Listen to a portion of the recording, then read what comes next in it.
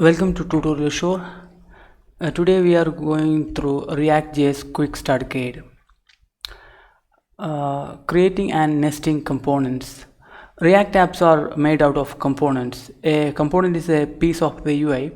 They are just a JavaScript function that return markups. So to write components in React, you need to write a function like this. And here you can see that return part, it is returning some HTML like markup. So it's basically not a pure JavaScript function. It's a JSX markup. It means JavaScript XML. It is this code will be compiled into JavaScript as a before executing in the browser. So yeah, component is a JavaScript function that return a markup. That's it. Now my button can be nested into another component. Here one component can be nested into another component. Here you can see my app, it's another component. You can include the my button component inside that my app component. React component names must always start with a capital letter, while HTML tags must be lowercase. So this is the one condition here. If you write a React component, you should always use a capital letter. You start with the capital letter, and HTML tag all must be lowercase. Component must be capital letters. Okay. Now I already told about this will be compiled in JavaScript. Let us look how that JavaScript look like. Let me copy this one. Go to you can open this babel.js.io REPL. You can open that page. Then you will get two panel. Copy that code into the left panel. Now you can see here right panel a JavaScript code. This is a pure JavaScript code, and the left side is a JSX markup. So here you can see that this HTML code they replaced with some function. This function will return some object. Instead of this HTML code, an object will be replaced.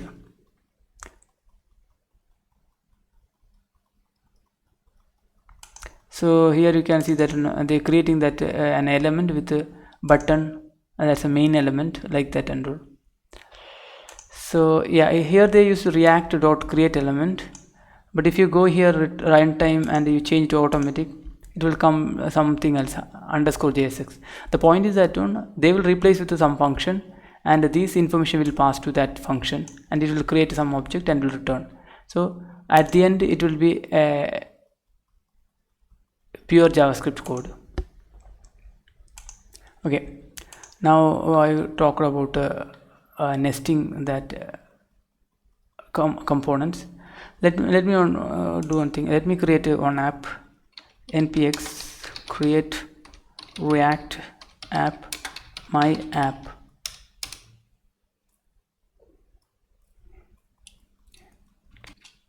Yeah, the React application got created. I will do one thing. I will open that application in a Visual Studio Code.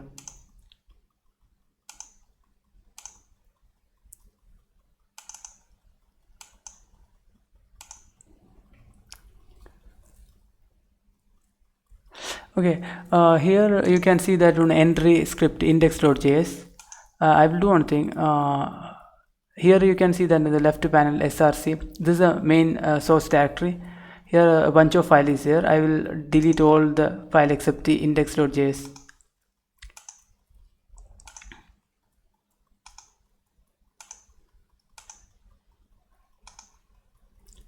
Because we want to test some code that we need to write in only in the index.js is enough. I will delete all. Now index.js is there.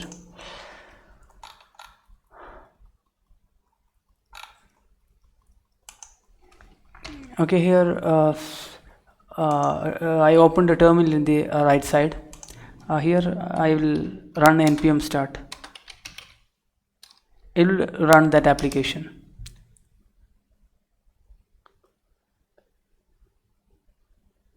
Yeah, we got some error.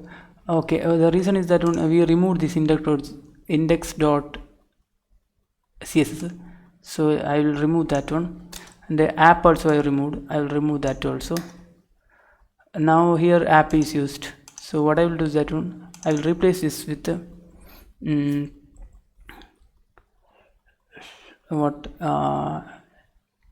h1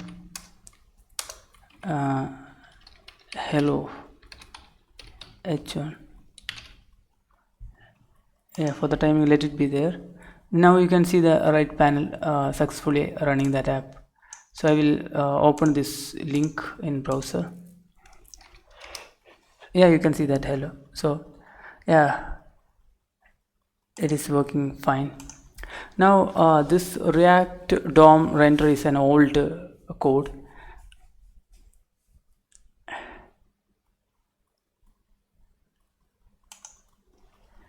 I will change that to new. First you need to create a root.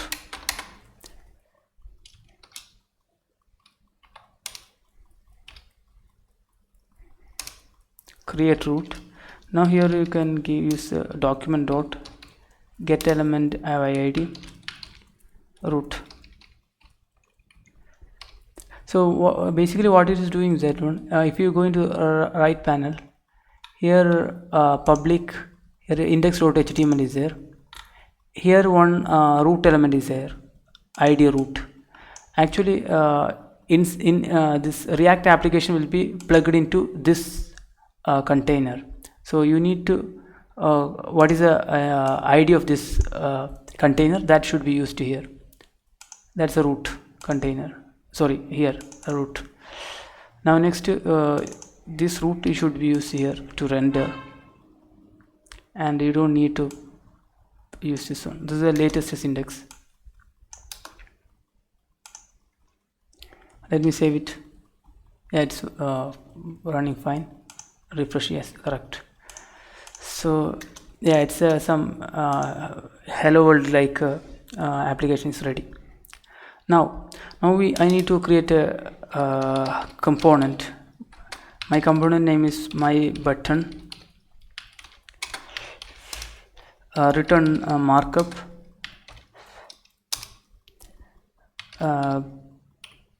button. I am button. Sorry. Okay, let me unpack this code. Before that I will do that one. I will copy this my button and I will replace with this HTML code.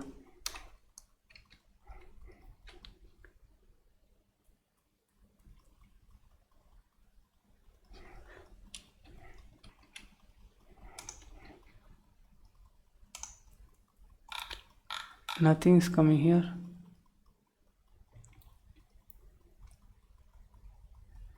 Oh sorry, here you should use like a HTML tag. Yeah, now button came here. Okay, so in this code actually it's a function starting with a capital letter, so it is a component and it is returning a HTML code, but it is code look like some bit confusing, like why you used bracket and all here. So if you don't use a bracket, what will happen is that one, I am removing the bracket. What will happen is that you can see here error message, a warning, unreachable code.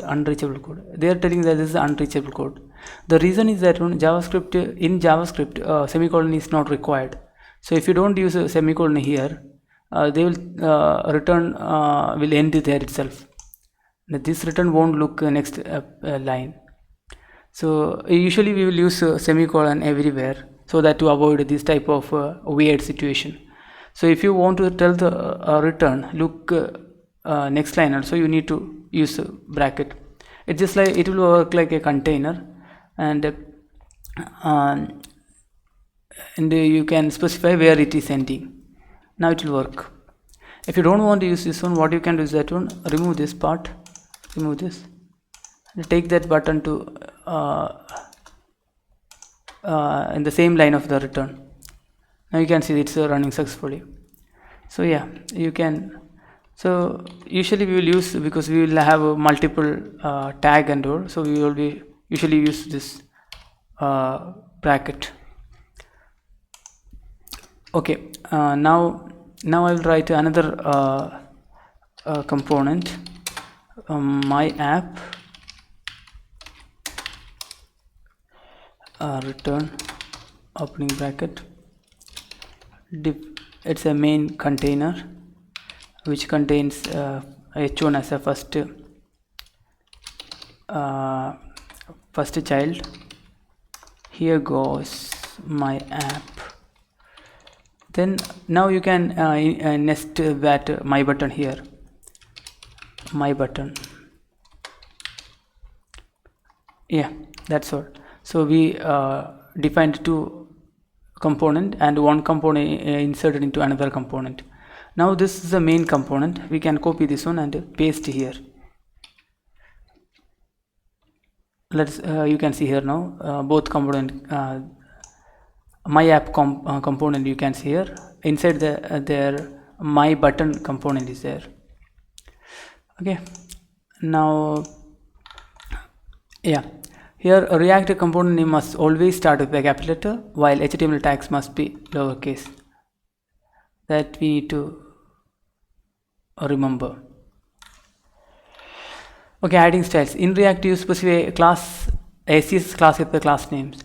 The reason is that one, if you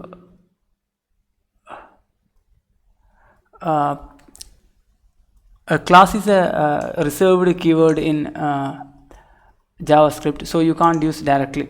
So let me do one thing. I will go here in the button. I will add a class, my class, and yeah, there is another reserved keyword like a for. In the label tag you can use attribute for. I will try that also. This is not a buttons attribute, but just for testing purpose I will add my for. Now you can go, it runs very successfully, but you can go to code here, sorry, browser, and you can check. You can see two error messages coming. Open console. See, invalid DOM property class. Did you mean class name? So that's invalid class. You should use the class name. Okay, now go here again. Invalid DOM property for. Did you mean HTML4? So yeah, for you should use HTML4. HTML4. Save it. Now you won't see any error here. Now what you can do is that one, you can go to HTML here. In the button you can see a class. We used their class name, but they will replace it as a class here. In the final HTML code it will be class, and HTML4 will be for here. So basically, yeah, that is a you are using some JavaScript reserved keyword inside HTML, so there will be some conflict occur. So this is how they are resolving those conflict. Okay, now displaying data. Curly braces can be used to embed variable inside the JSX markup. Codes must not be used when a variable is embedding as attribute value. Okay, so here it's a link, a anchor tag, and first attribute is a class name. Yeah, class we should use a class name, and we passed a string as a value. Second is a href. For href they used curly bracket and a link variable user.profile URL and closed. And yeah, they are telling that if you want to use a variable JavaScript variable inside the JSX markup, you need to use a curly bracket. So here you can see that one, and the link text is a username. I will do one thing. And I think I'll explain and go. I don't have much time. Okay, so if you want to include some variable, just enclose with a curly brackets, that's all. But if you want to use that in a attribute, you should not use the double quote here. Usually we will think, okay, let us copy this one and paste here inside the double quote. That's not right way. Let me explain, show here.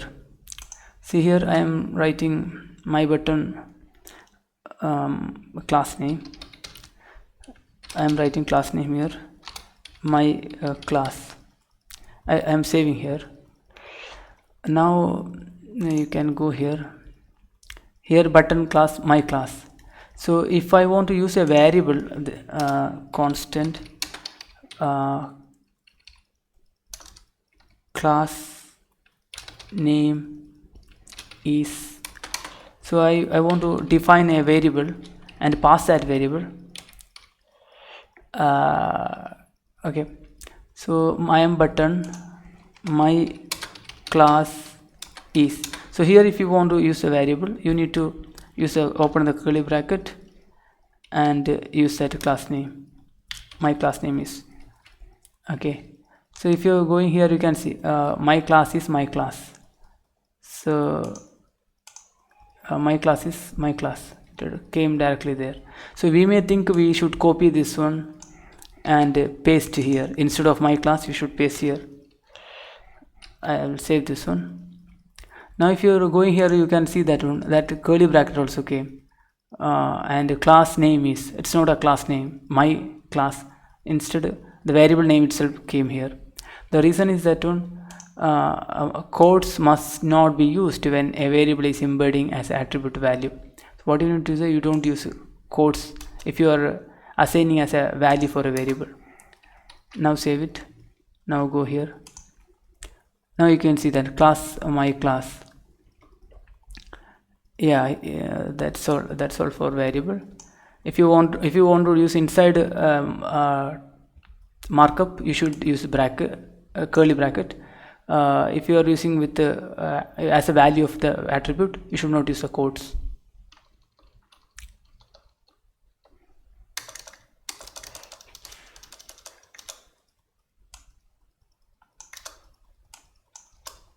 Okay, now what is the next? Yeah, here one more value written with a double curly bracket. The reason is that it's actually style needed an object which should contain key values. So here this is actually an object. The outside curly bracket is a bracket needed for specifying the variable inside a JSX marks. So I will show this one here. I will copy this one.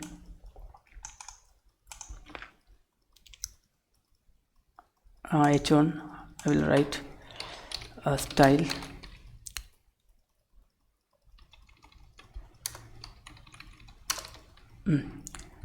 as a style attribute, and style property value must be an object.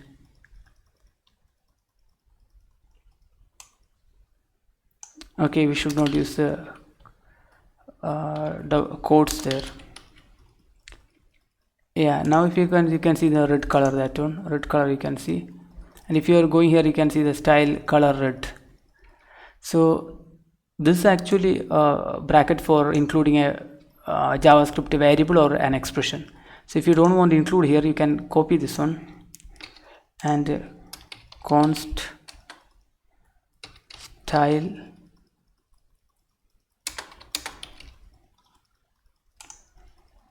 object. So this you can use as a variable here. Now it will be clear, right? This is the reason we use the double quotes. It's actually an object. It coming here. It's an object. If you want to object instead of the variable directly, you want to copy paste here, you can paste here. Then you will see that two double brackets. I'll remove everything.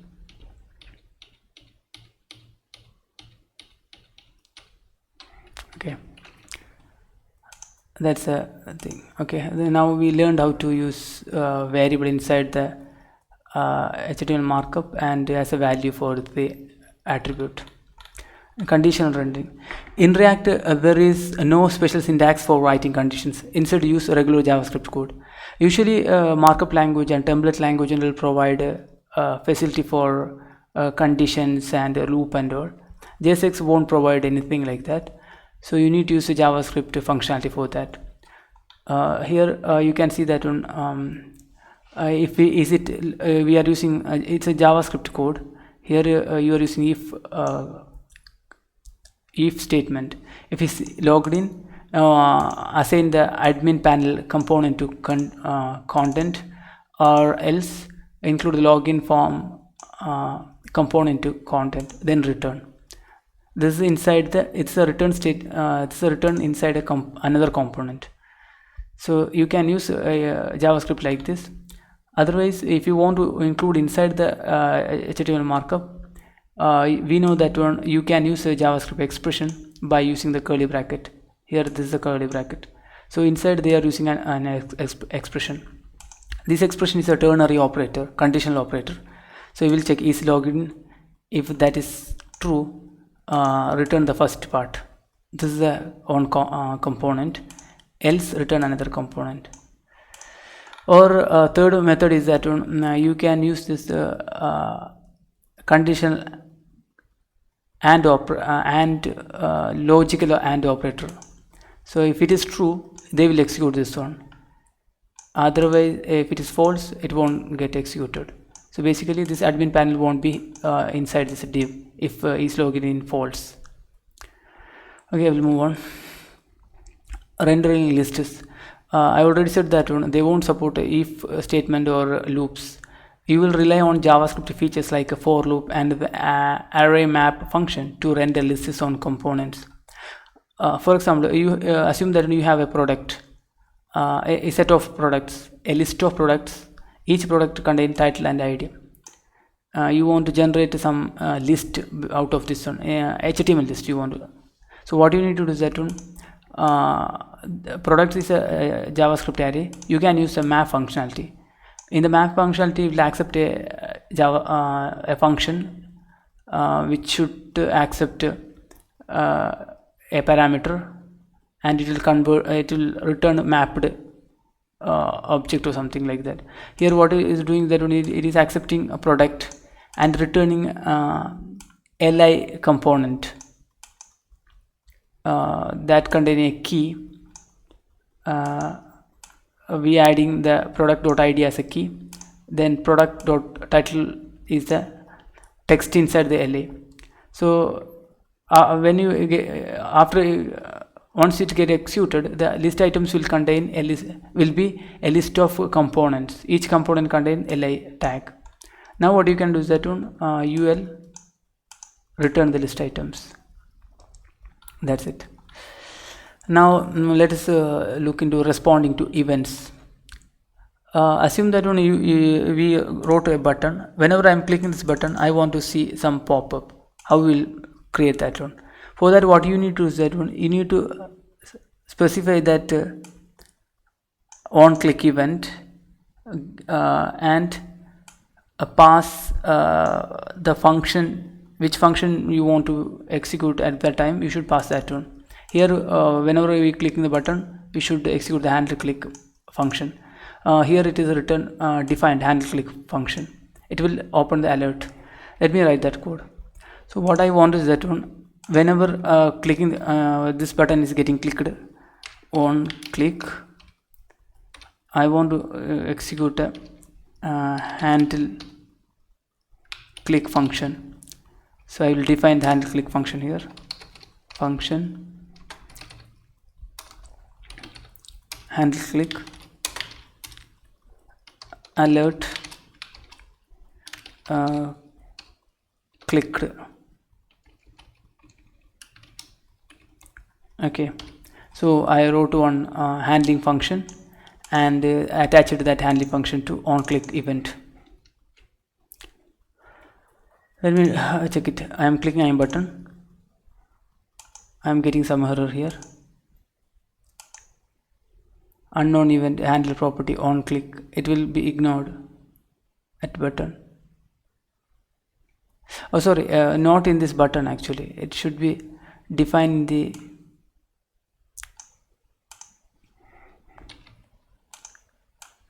in the component, not in the HTML.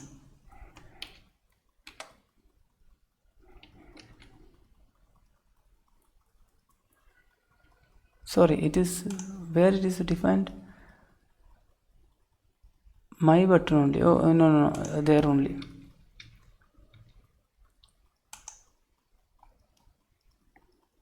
On click, handle click.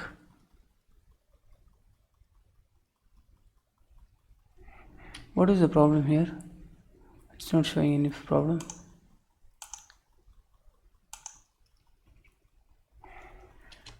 Okay, the problem is that when I missed C here, on click. Now you won't see any error here. Button. Yeah, I clicked that. I clicked the button and got that alert. So this is how you define that on click. Use the on click event handler attribute and pass that which function you want to get executed. Then write that function. That's all. Now, yeah, this is how responding to event, updating the screen. So if you want to update some data in the screen, to do this, add state to your component. Basically, you need to use a React hook function use state, that's from React. Then define a two variable, count and set count. That should the value should be from use state 0. Here what will happen is that we are defining a new state. State name is count, and that will be that you need to use state and pass the initial value of the count. It will return two values in the form of array, and it will be destructuring happening here. That means that array value will be assigned to, first value will be assigned to count, second value will be assigned to set count. This is actually function. This function we can use to set the value of a count for incrementing or decrementing, whatever manipulation you want to do with the count. You can use this function. So here we have already handler a click function, right? There you can write the set count, count plus 1, increase that count, and inside the button you can write a clicked that count variable you can use, clicked that times. So let me add here. First you need to import the use state. This automatically add this one. Now you need to define two variable, constant count, it's a destructuring, set count equal to use state, and the initial value I will add 1.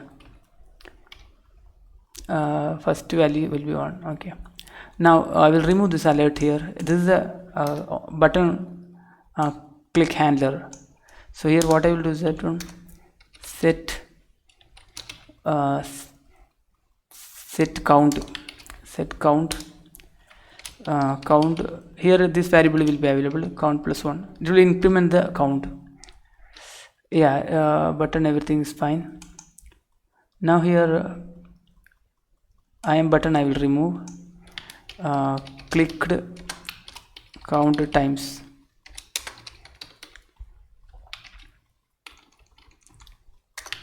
Basically what we did this, import the use state and define a set count, define a state count, and set count also you should define like this, and assign this use state value. Then in the handler click you should add set count, and you can use a count variable wherever you want, that will reflect the latest count value. And whenever you are clicking you should change the set count value. Okay, now we'll go and check the code. Yeah, now whenever I am adding it will increase. Initial value is 1, clicking is 2, 3 4. Okay, now we learned how to updating the screen. To do this, add a state. Actually it's a state of the component. State name is count. Here you can have multiple state and or like that. Now updating screen, that we have done. If you enter the same component multiple times, each will get its own state. Okay, so they are telling that if you multiple button, I will add here, I will add a multiple button, my button 2, div, I will add some horizontal.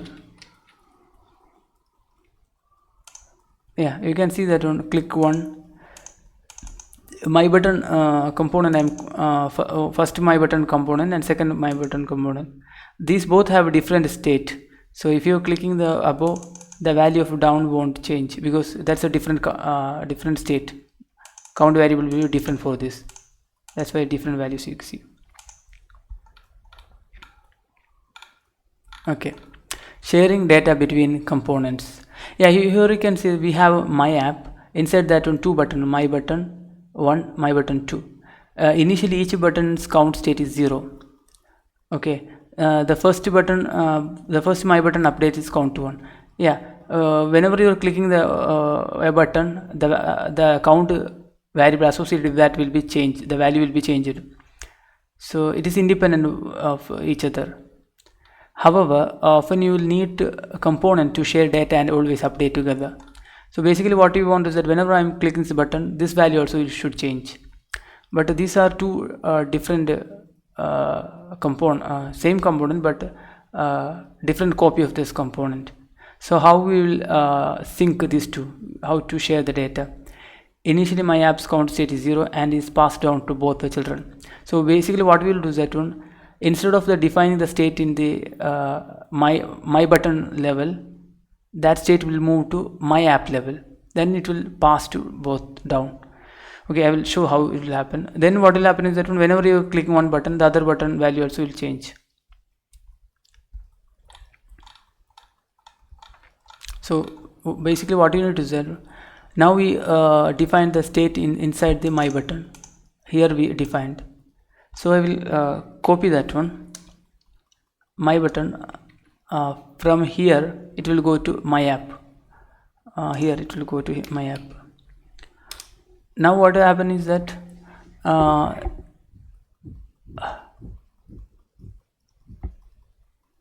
we need to pass this count to my button because it don't have that one. And one more thing I will do, this handler function also I will move from my button to my app. Now this my button component needed a handle click and count. So what you can do is that one here, a my button component here, add one click. It's an attribute name, whatever name you want you can give.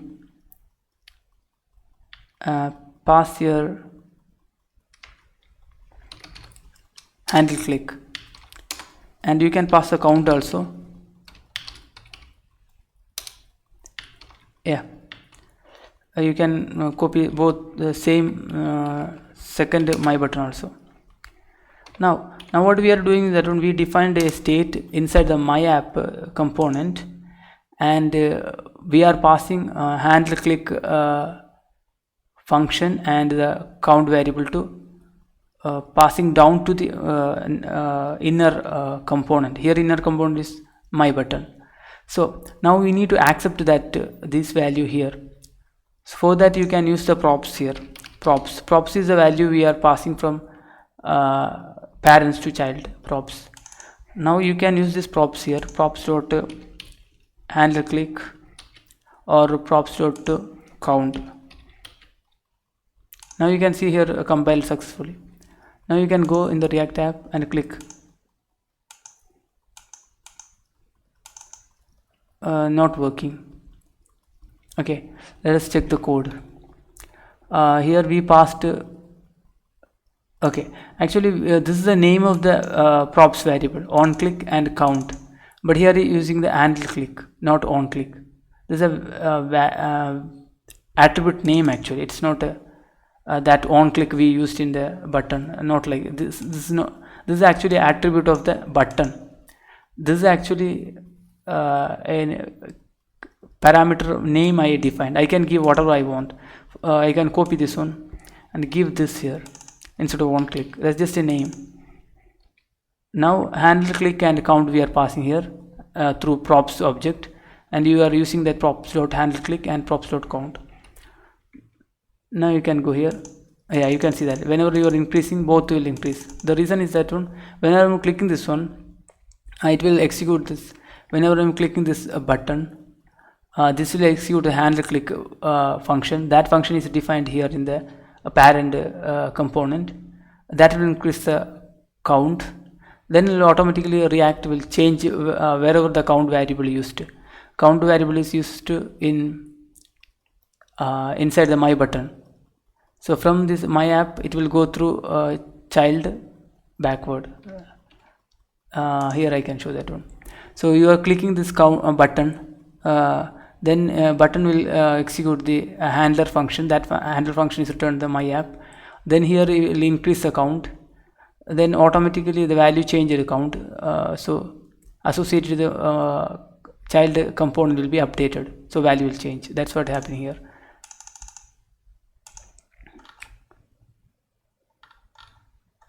Okay, now here we use the props. Now props.handle click, props.count. You can use the destructuring in JavaScript. So instead of using that one, you can define the variable here itself. Use the curly bracket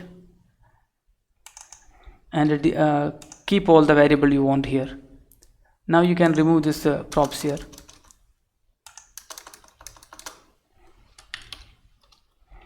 Yeah, compiled successfully. Now you can go here and see here it's working fine. Yeah, I hope this tutorial video section was helpful to you. Thanks for watching.